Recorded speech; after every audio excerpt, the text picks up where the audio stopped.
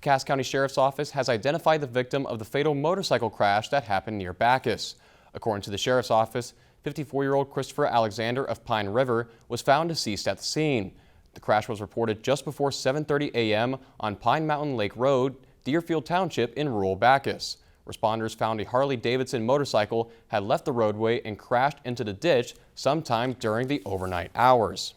Lakeland News is a nonprofit news organization. Donate to Lakeland PBS today to support your local news team.